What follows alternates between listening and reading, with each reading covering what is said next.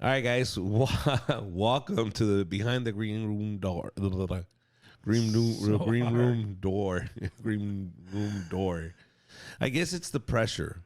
You know what I mean? There's no pressure, Richard. There is pressure. He said, "Let's go," and when he says, "Let's go," I'm like, "All right, fuck, pressure's See. on." You know what? Let's start all over. Ready? But we're gonna keep all of this.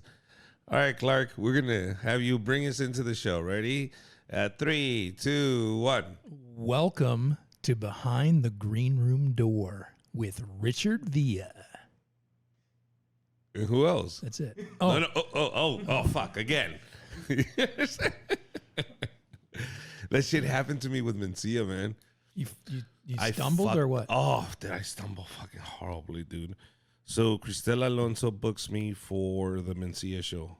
He tells Mencia, hey, I got this fucking fat Mexican that'll be perfect for the wrestler. He's the guy that does the refright shows. And I was like, fuck it, dude, I'm in. So she books me for the third season of Mina Mencia. And I have like the script, maybe like a paragraph long or something, a few lines.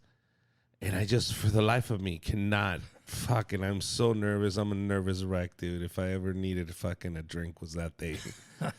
And I was just, but Mencia wouldn't get rid of me. Like they were talking about getting rid of me. And it got to the point where everybody, the staff was fucking saying the lines with me, like the catering company, the fucking the paramedic that's on site just for like, Jesus. no, mijo, I'm like, shut the fuck up. Like, I got Craft this. truck guy. Oh, funny. So at the end, I just come out with one line, El Águila Azul, and that's it. Just sit your ass down. Funny. Got paid $800. Fuck it. Why not?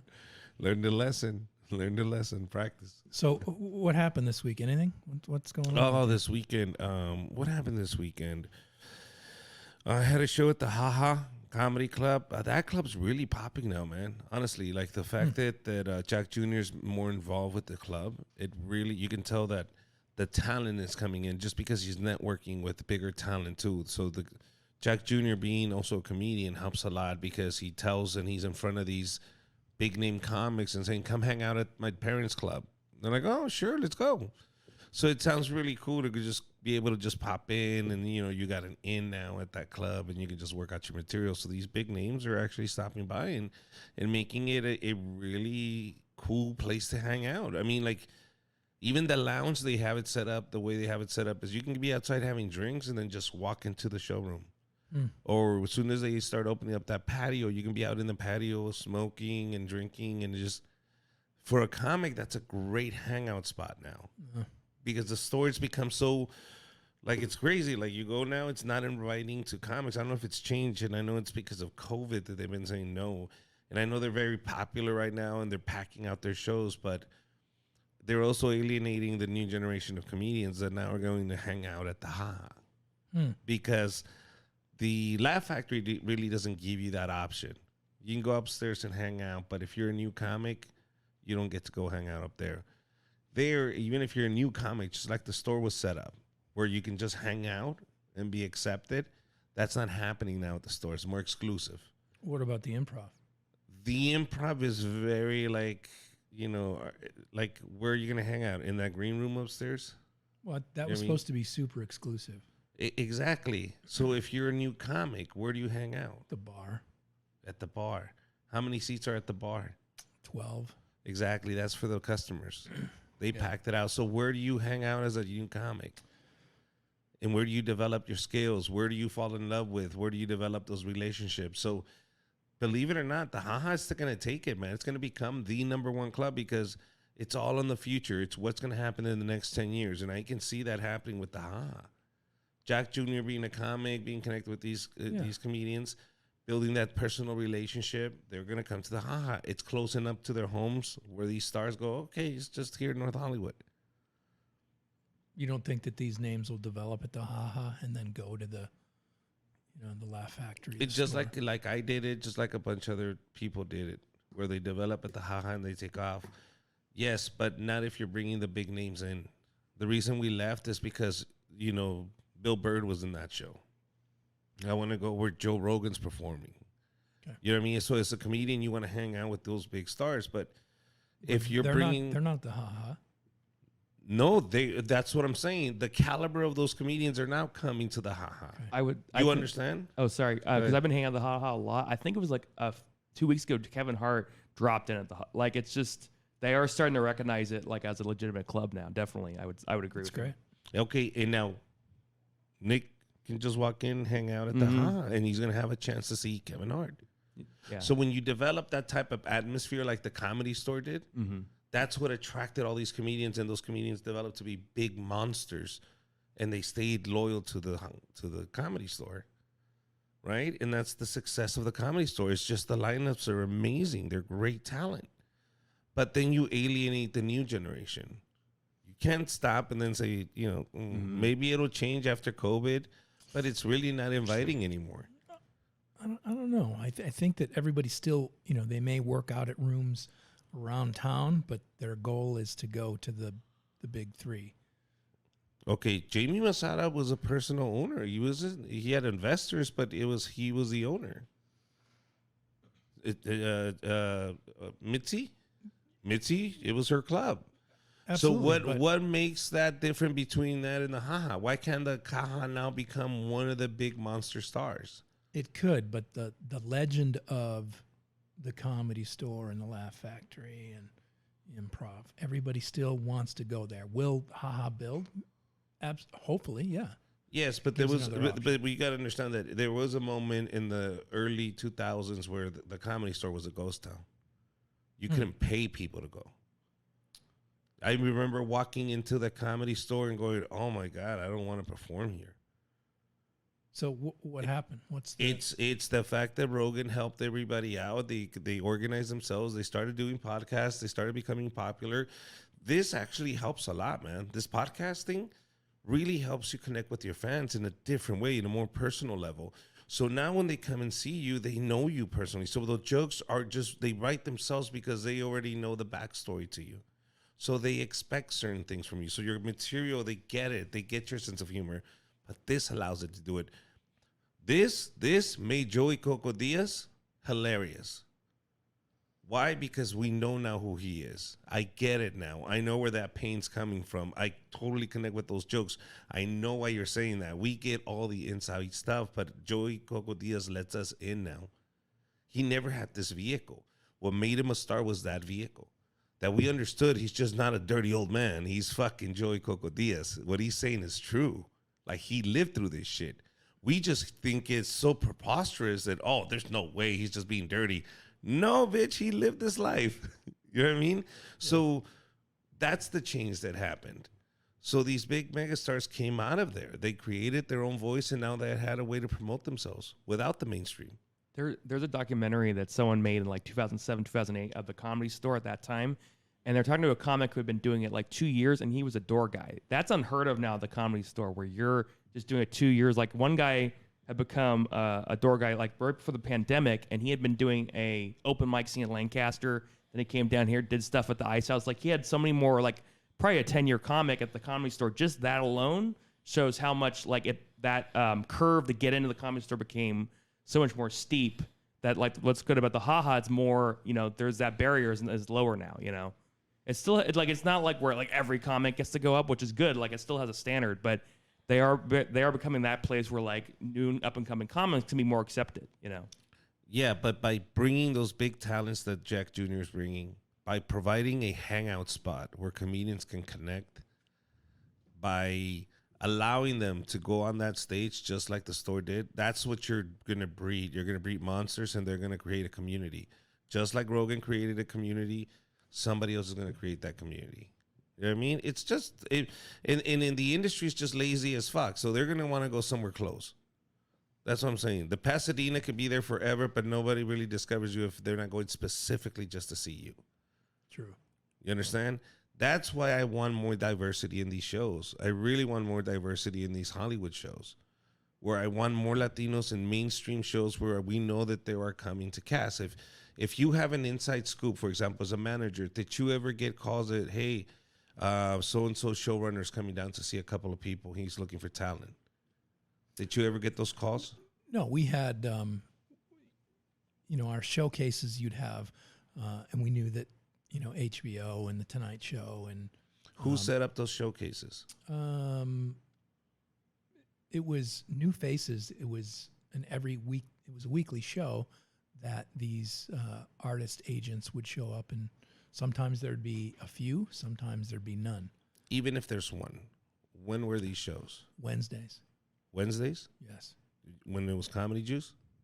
It was before Comedy Juice. I Okay, think. but it was every Wednesday. I think it was Wednesdays. And then we introduced Comedy Juice to those Wednesdays. Right. Okay, but on those Wednesdays, did we ever look at the roster? Did you guys get to look the roster, or did the bookers do the booking? I believe Aaron and Katie still booked that lineup. Okay, perfect. Matt. Now, Yeah, Matt. when we saw that list, did we make sure there was a diverse group of people? Meaning, did everybody get a chance? Meaning, did we have a Native American? Is if it's possible? Did we have an Asian? Did we have a lesbian? Did we have a gay? Did we have a Hispanic? Did we have that? I don't think so. But And that that's- was also back. We're talking early 2000s. No, I get it. I get it. And I understand the way things were back then is different. That's why I'm asking. Now in the future, moving forward, it's only fair that we do our job as bookers to find those slots that need to be booked for diversity purposes. Meaning, let that agent, that manager, see Hispanic on that stage. But you also have to know that those agents are calling the clubs and saying, "Hey, I need to put this act up to see them." So if agents are only looking for a gay male, the whole show's going to be gay. It has nothing to do with Latin, Asian.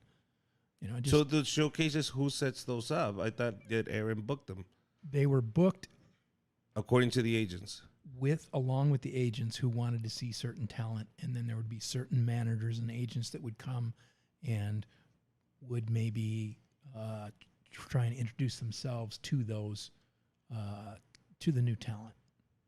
To the new talent. So Yeah. the agents would set. An agent would come, say CAA would Uh-huh. come, and they'd want to see Joe Schmo, Mhm. and Joe Schmo would perform, and then also in the audience would be Mhm. someone from Gersh, Mhm.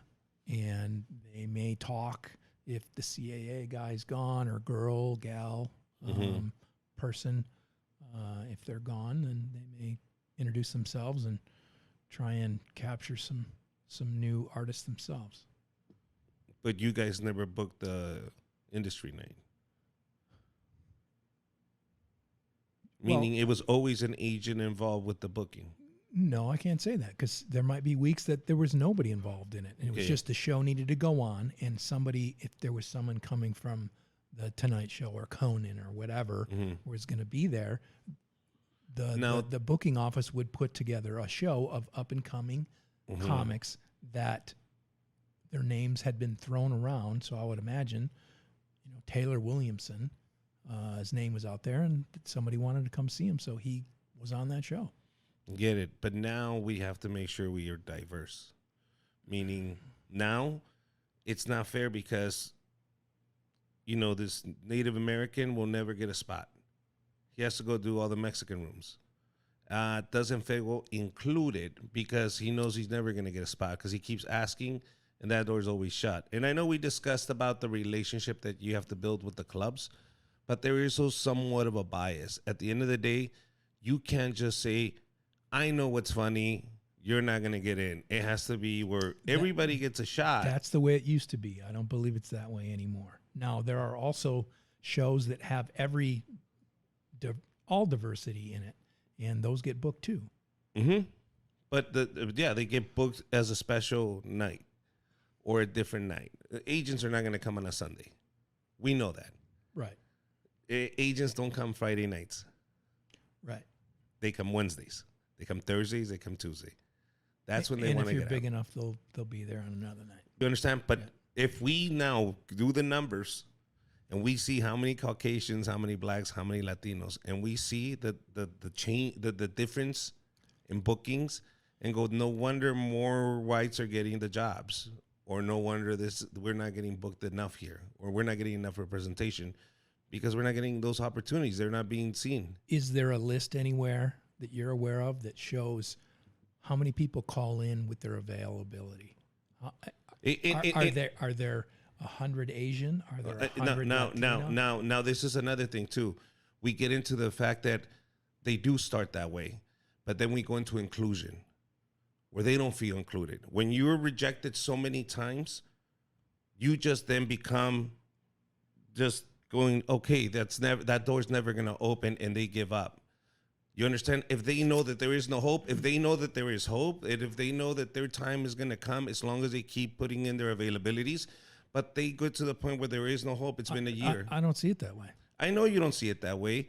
I do see it that way because I see that Latinos don't want to hang out over there. Latinos don't go there. And I saw it if it wasn't the Latino show, no Latinos were around. I mean, very few. And in a city like LA, I think comedy should be for everybody. But I don't see it that way. And then in the middle of the week, I could see those lineups. You know, as a comic, you're very self-conscious, and you go and you see, am I doing the right thing? And I see those lineups, and the color was not right every night. And it's a thing that's gonna Richard, come up. It's really easy to say that. Yeah, hey, let's make sure every show is completely diverse. It's not easy. Not that easy. It's very hard. It's called work. It's Richard, called work. Are you saying that booking people aren't working? Come on. No, what I'm saying is, oh, come on. I can take pictures of lists that I can show you from dates where you go, it hasn't even changed. The lineups didn't even change. Send them to me. You know what I mean? No, you can see it. You send can. it to me. You know what I mean? And I'm not. You're telling me that that's not true? Because I know there's a list of guys that always get booked. A list of guys that you guys represent as levity. Whoa. Not you, but I'm talking about levity, not you. But I'm talking about like levity. So let's not be ignorant. Let's be honest. They represent their clients, and I get it. They put them in the lineup, and for me, I think it's a conflict of interest in me, where you can't just monopolize the market that way. Wait. Well, one thing I did notice, though, operating clubs, is that people who were represented by levity actually didn't get all the spots. So I disagree that it's an advantage. That's what a lot of the acts wanted to think. Was that, I got to have levity come see me. I got to, I got to be represented by them. They didn't necessarily get anything different. Were these the Latinos and blacks? I don't know who levity represented. Maybe those were the ones complaining. The guy with the puppets. Yeah, maybe. Now, sorry, when you did your refried show, the improv It was on Friday. Was it on Friday at 10 o'clock? It's happening in Hollywood on Friday night at 10 o'clock. It's happening. Yeah, with no agents, no managers, no showrunners, no booking agents, no people that can make a tremendous change in your life. Those are not on Friday nights. Those are on Wednesdays, and those are reserved for Comedy Juice. So then the club or what a corporate would inject comics into your show, right? Like, you got to put this guy up, right? Yeah. So then who booked those people? Those like back pocket, they got them in their back pocket. They're gonna put them in there. You tell me, Clark, who booked those? Well, there are certain times there's an agent that needs to see a comic, and the only time I can see him is on Monday night at 8:30. So if it's Mo Betta Monday or whatever it's called now, Mondays, that comic's going to go up. And that's the only reason? Shit, but and that's the only reason they got injected in there? On a Monday? Yes. No, on a Friday. On a Friday. Well, we've talked about this already, Richard. Also, how does someone become that kind of comic that gets interject randomly into a show? Well, it's an agent wants to see you on stage. So okay. So they're going to be driving by the Hollywood Improv or the wherever, the factory, and I'll be driving by there at 8:10, so I can pop in from 8:10 to 8:15. That's exactly when that comic's going to go up. Okay, so what agent? So the agent of the comic, or who's the agent? Yes, bro. Your agent calls the club. Oh, okay. I want to put this guy up, basically. Okay, I'd like to see, like Adam Devine. Adam Devine. I want to see him up. So Adam Devine goes up. Yeah. Okay. After he answers phones. So then, okay. So for an agent, like, is there like a path to get to that kind of agent, or is it like, or you said before in one of the other episodes, like, well, when you have pre-sales of tickets or whatever, but I mean, is there a process to kind of get to that where they can smell the money? You got to pay your dues. When they can smell the money. So you don't even have to pay your dues now. People are gonna. Okay. If you make a TikTok that makes you viral tomorrow and you're famous, you'll have an agent the next day. Well, look, That is true. so let's say you got like just a bundle of money just to throw around.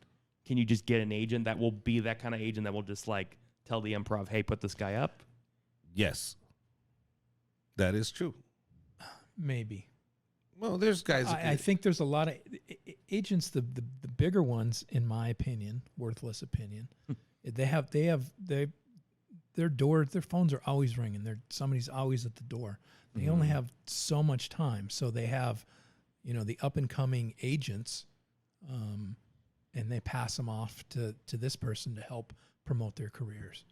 But no, I think there's too few agents for all the talent. And as far as paying your dues, what does that entail? Like paying your dues, like what's the? You got to work road rooms. You got to tour. You got to hustle. You got to do kind of what Richard's been doing, and that's just the grind. Yeah, and paying your dues. And one day, if you're talented enough, hopefully someone will also recognize it that they can make a difference. A club operator, Richard, really can't make a huge difference in the up and coming development of talent. All that a club operator can really do day to day is to make sure or to help support an act to get more stage time. It's up to that comic to be funny. If you're funny, as far as the old school way was, you'll build yourself. If you have a viral TikTok, you're going to build yourself instantly. But yeah, the old school ways, that in my opinion, still the way to go. I don't listen. In the way I see it, because I remember listening to Steve Trevino, great guy, but I actually love him. Yeah, dude, he's a great guy, good friend, and he would tell me, I'm ready. I know what I want to say. I'm ready. And I was so insecure at that moment when he was telling me that, because I'm like, how can you be ready? Like, I'm still don't think I'm ready. I still have so much to do, and I still have other things to say. And now at this age, at 43, I'm like, oh, I'm ready. Like, I'm not afraid now. I know what he meant. It's like he's not scared to say what he wants to say. He's not scared to go personal. He's not scared to go deep.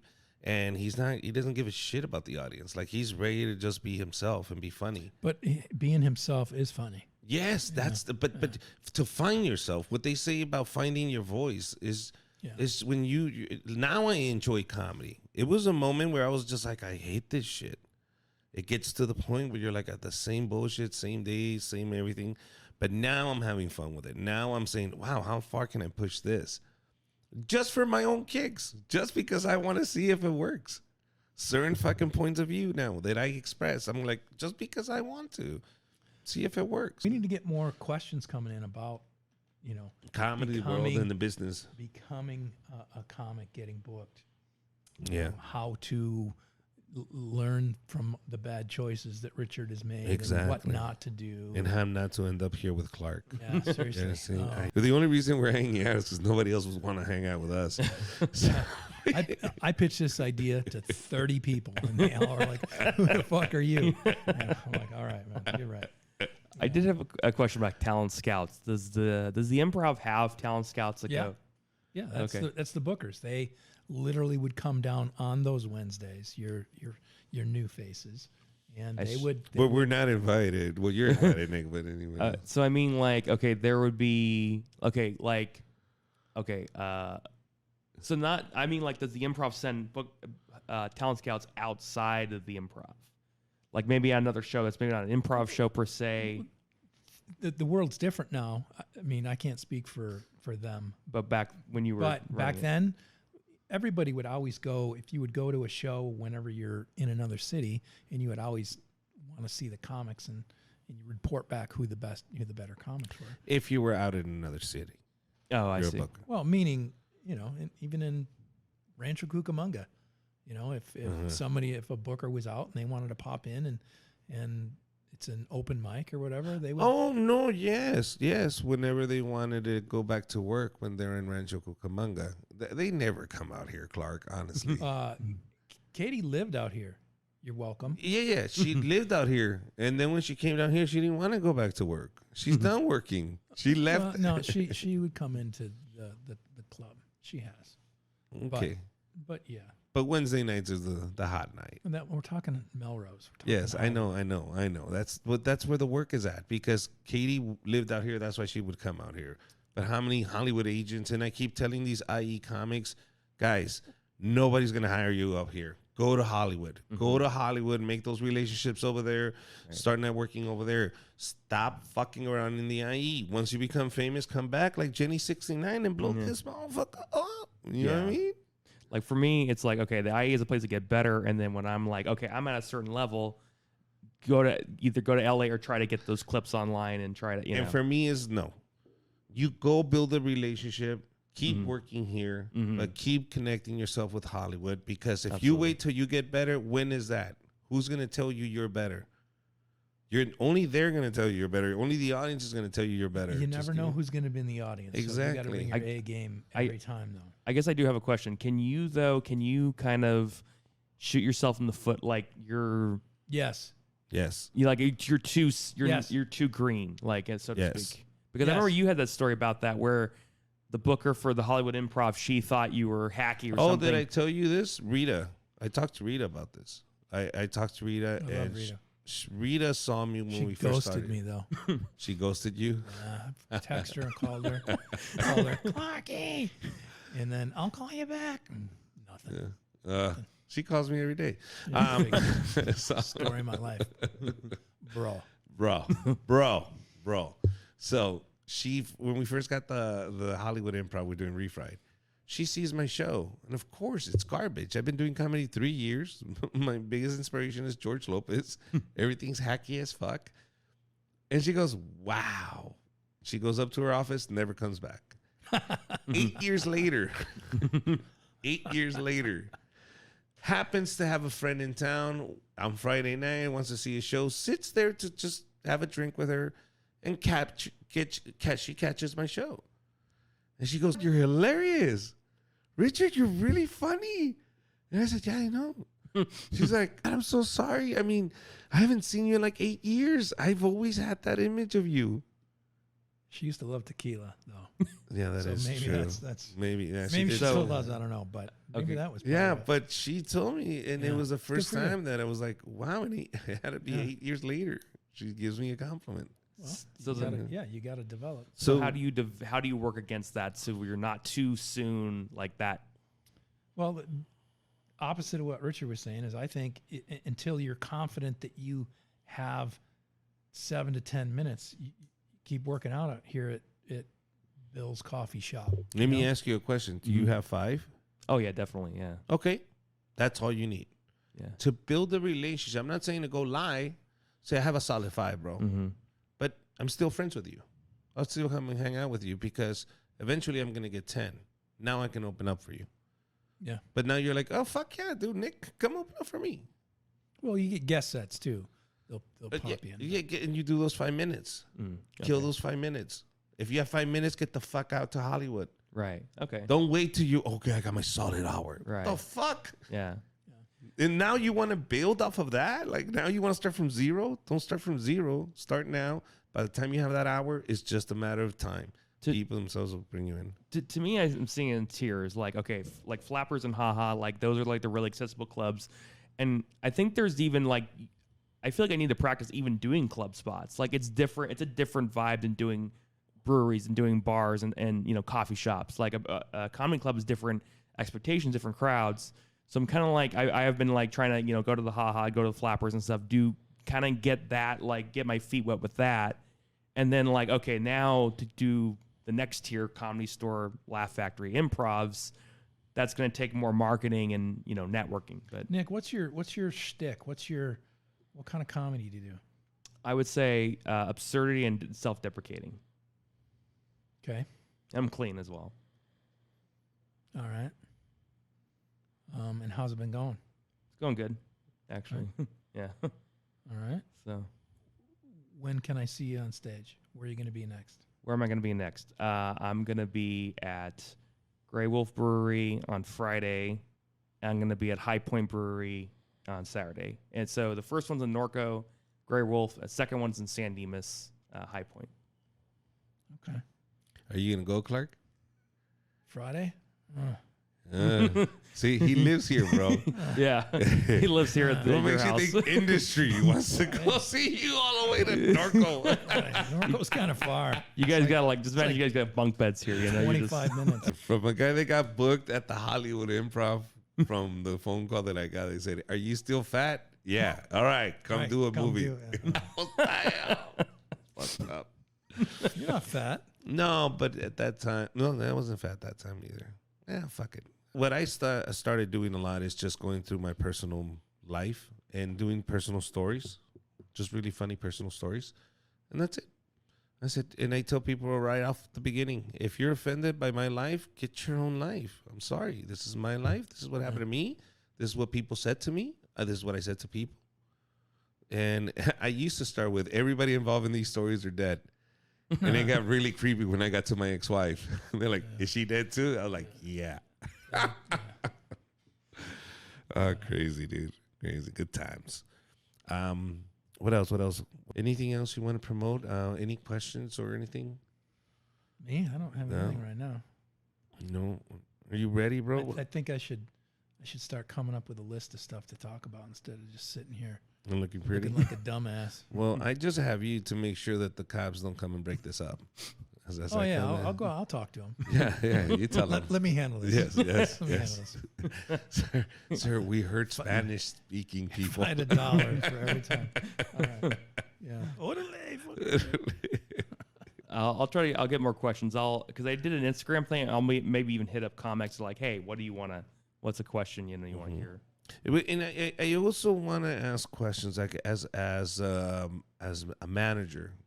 If managers that you saw that comedians were guided the wrong way, that's my question to you. Did you ever see managers that were more damaging than good? No, but when we did our first podcast, we had the topic was, do you really need an agent or manager? And my thought was at the beginning, no, but I have seen a lot of people that have had headlining spots that have done damage on their own, whether they've gotten in a fight somewhere after they were drinking after the show. If you do make it, you need to have someone around you to support you and stop you from doing stupid stuff. Yes, but I'm saying, has there been situations where the manager's the piece of shit? That you go, wow, No, this guy deserves better. The piece of shit managers are the ones you never hear from. I'll talk to a comic or text or on the side, and they'll be like, "Hey, did so and so reach out to you, and pitch me?" And I'm like, "Nope, I haven't heard a word." And there are a lot of comics too that are out there. Oh, I have representation, or they'll post on social media, "This is my representation." They're not doing anything for you, so Wow. don't pay 10 to 20% of nothing to someone who isn't doing anything for you. Oh, The managers need, if you're going to spend money and pay money to someone, they need to work for you, and they need to be out hustling for you and get your name out there. do you think a comedian should pay a manager? Not until a certain level. I don't think Nick's quite ready to have a manager yet, but What are you talking about? They can get 10% of No, the at fucking the beer fucking- and chew, or what is the- it? He's getting $50, bro. Red Wolf Inn or whatever. Yeah, the red roof in. Red, Yeah. Yeah. he's anyway, getting- no, but I don't think there are a few people that are medium-sized names, low to medium-sized names that on their Instagram or Twitter, I don't know what it is, but they'll list their manager, their agency, and all that. That's not necessary for them. No, right? They're managers and agents. The managers aren't doing damage. The managers that are ruining things aren't doing anything for you. So just if you think you're big enough that you now have a manager and have representation, doesn't mean they're doing anything. You're wasting your time. You need to get real management like you, Richard. Yes, that's right. Now you heard him. You heard him, people. You know what? That's what I want to tease people with. Next time we meet, I want to talk about what should you ask your manager for. Well, Because let's write this down because we've done this before. And I will ask you the question. That's where I got the last question. all right, I like that pen. Well, yeah, there you go.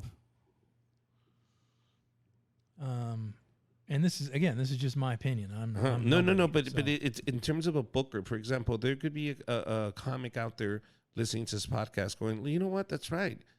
I just didn't know I could ask my manager for these things. Like, what is his responsibilities, and what can I ask him?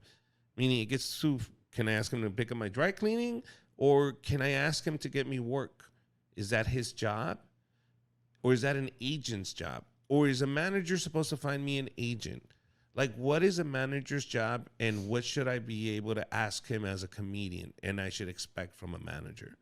We'll talk about Yes. it next one, but there are different kind of managers too. You've got, comedy, you've got stage, you've got film, all kinds of different things. We're talking comedy because talking you're going to give us that perspective as a booker that you were, or you're running a comedy club. I want you to, as an observer of this whole thing, go, okay, if I saw that working, this is what you can ask. I know that managers are allowed to do this and this and that. He should be doing this and this and that. Well, You have a clear there's the understanding. managers and there's also road managers. So We'll road talk about manager- the difference. Okay. We'll talk about the difference. All right. You know what I mean? So these guys can understand what's a manager and a road manager, right? Yeah. Anything else? Any shows coming up, Clark, that you want to promote? No. No No, shows it's yet. not. All right. We'll get you in there. Yeah. Just High Point Brewery on Saturday. Hosting that. It's in San Dimas, and then the day before that, Grey Wolf Brewery, also hosting that in Norco. So All right. What about you, Richard? Where are you going to be this week? Well, this week I'll be in Fresno. I'll be doing Fresno. a Fresno. You doing right. a It's a an regular auditorium? bar. No, it's a bar. It's a bar gig in Oh, okay. Fresno. I'm doing that. It's in English or Spanish? English. It's all in Okay. English. It's I'll be posting it up on my Instagram so you guys can check it out. What's at your Richard Instagram? Comedy. What is At it? Richard Comedy. Richard Comedy. At Richard Comedy. What else? But I do want to promote the new shows in Texas coming up. I have a full run that I'll be out in Texas the Thursday, Friday, Saturday, and Sunday. Dallas, Houston, Austin. So stay tuned. Go to my Instagram page. I'll be posting those dates up. Get your tickets. And also, this will be out before then, I hope. I'm sorry. The 27th at the Ontario Improv, we're bringing the American Illegals, the whole crew, coming down to perform at the Ontario Improv. How many person show is that? It's just 3. Okay.